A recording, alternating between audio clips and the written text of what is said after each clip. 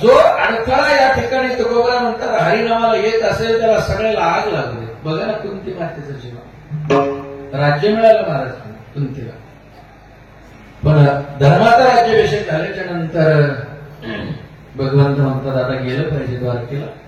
शहाणी माणसं इतकी कर्तव्यानंतर थांबत नसतात.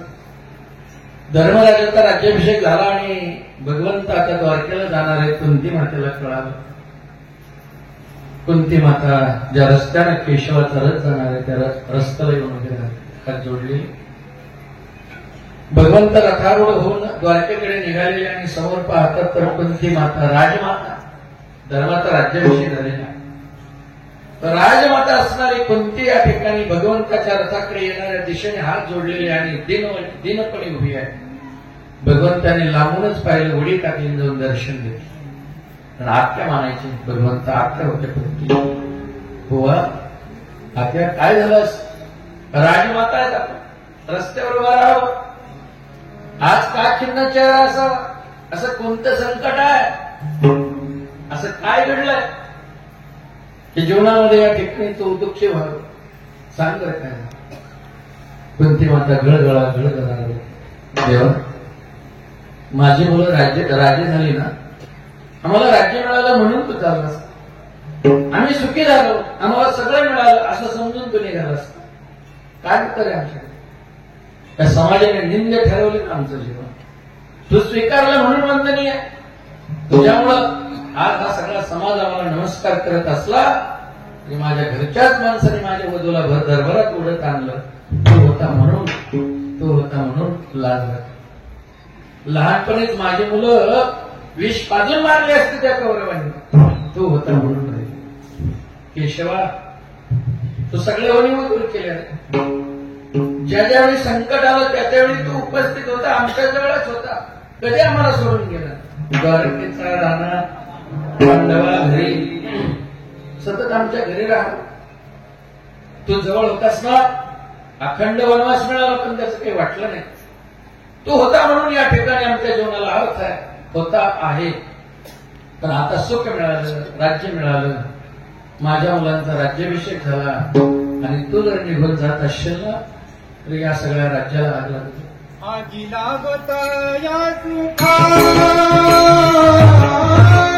आगी लागत या सुखा, आगी लागत या सुखा,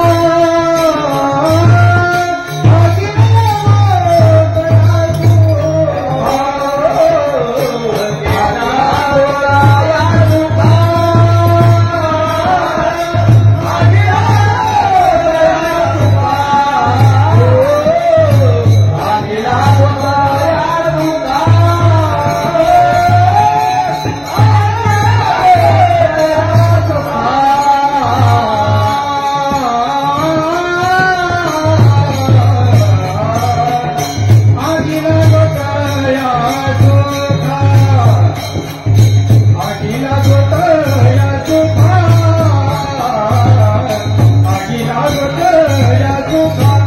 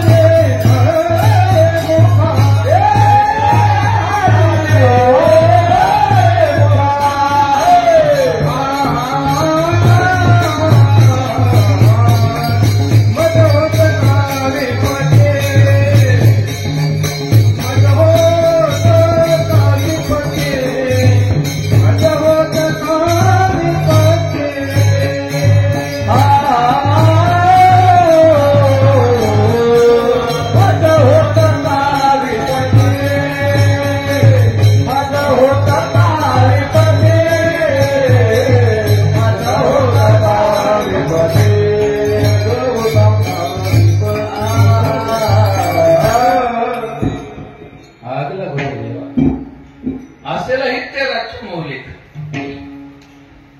कदाचित या ठिकाणी मिळालं असेल सगळं वैभव माझ्या मुलाला, पण सुख मिळाल्याच्या नंतर तू जर या ठिकाणी द्वारकेला जाणार असशील ना तर त्या सगळ्या सुखाला आग लागली. मला माहितीये आमच्यावर संकट आल्यानंतर तो आमच्या सोबत असतो. तुझ्या आमची इष्टदेवता, तुझे सदा रक्षिता पर्यामध्ये. आम्हाला संकटात या ठिकाणी तू कधी एकटं सोडलं नाही ना. माझं एक मागणं आहे, काय हवंय तुम्ही तेव्हा बुवाजी, काय हवंय राजमाता, काय हवंय आता?